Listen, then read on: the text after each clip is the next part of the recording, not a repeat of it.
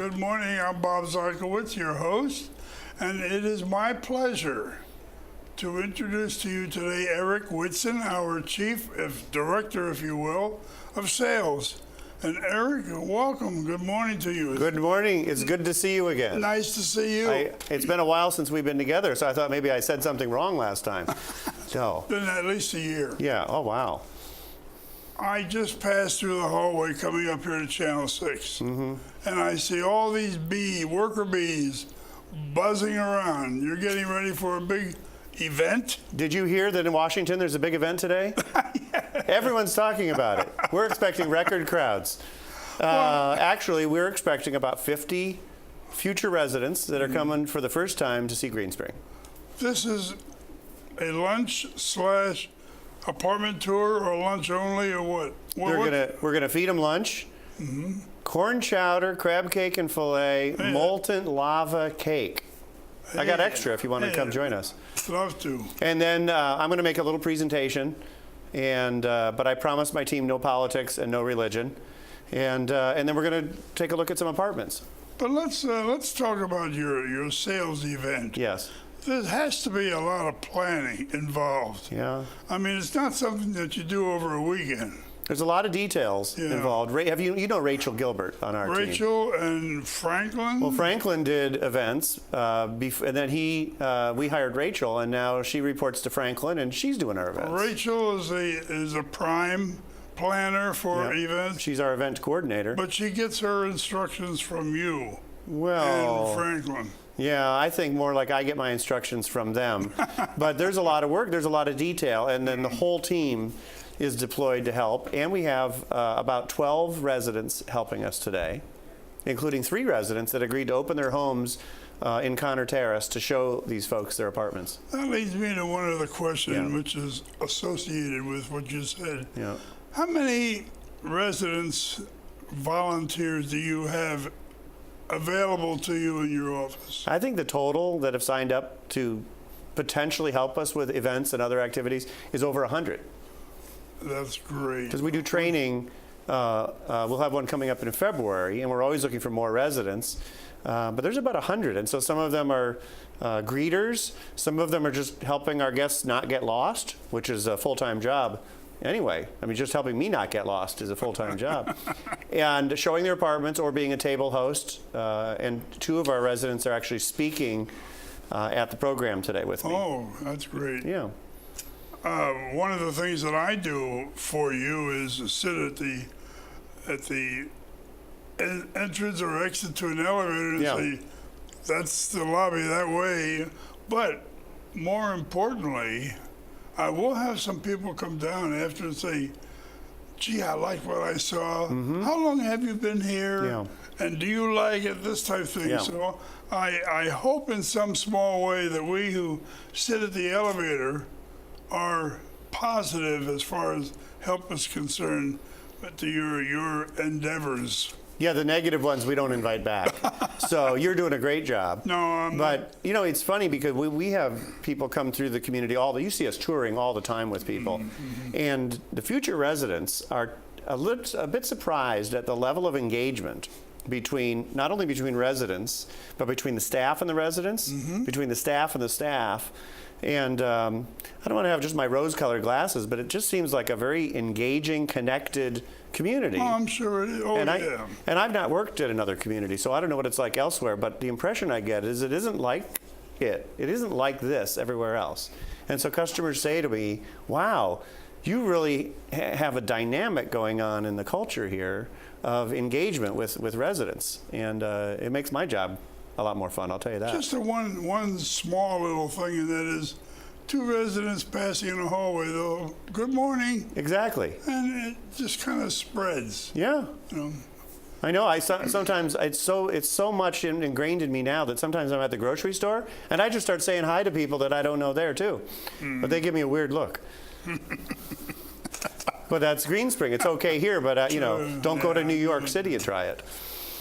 Getting into talking about events. Yeah. Just how long does it take you and your staff to plan an event? Well, we start right now. We're going to start planning the second half of 2017. So Already. first thing we have to do is decide what events we're going to have, because some events are for people that have never been here before, and some events are people that have been here many, many times but just can't make the decision to move.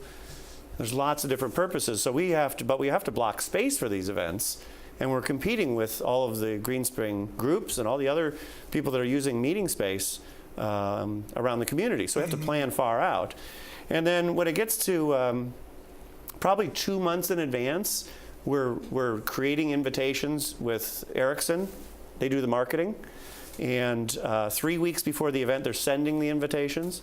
I was telling you earlier, if we send 100 invitations, Yep. we'll get 1 or 2 people.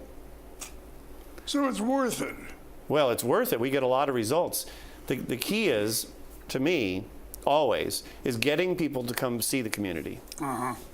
Because if they've never been here, or they don't know anybody that lives here, they have no idea what Green Spring's all about. And then people come see it and they go, this isn't what I thought it was going to be. And so when they're talking to you and saying, wow, I really like this, they're surprised. Some of them are surprised.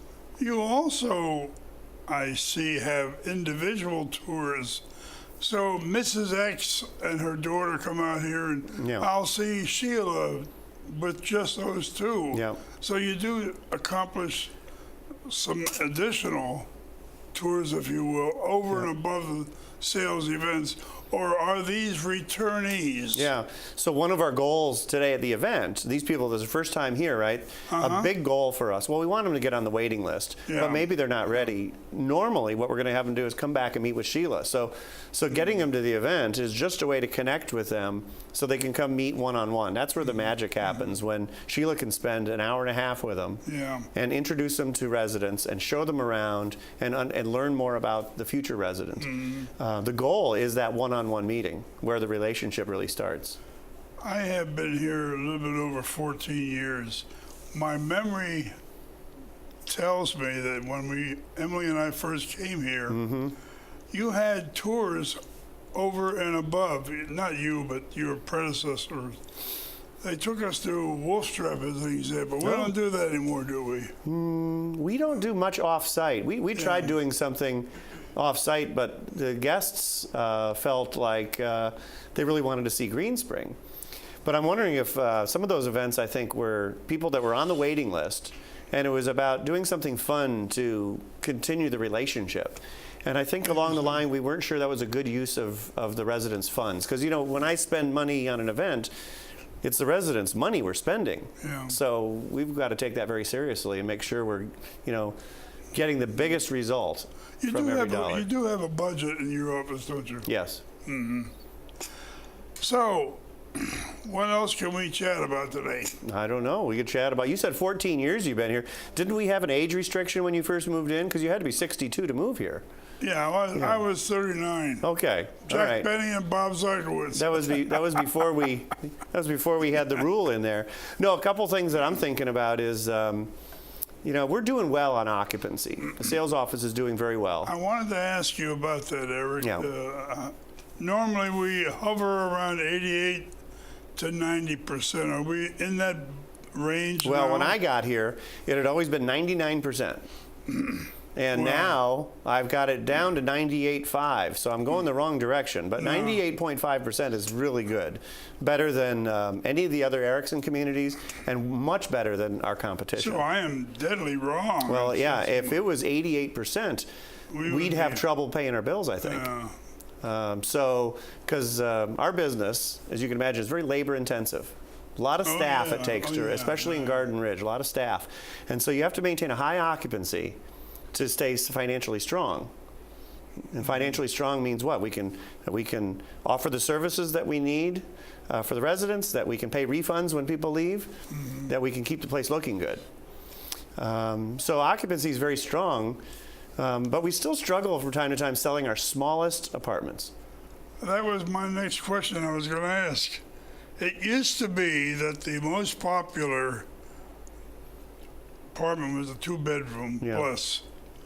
And then I heard, maybe erroneously, that the 1-bedroom was becoming more popular. Now, that may be wrong. Are we back to the popularity in the 2 range? It depends on what you call popularity. I can tell you this, the bigger the apartment, the longer the wait to get one. Oh, okay. So the longest wait is for a Williamsburg, which is 2,000 square feet.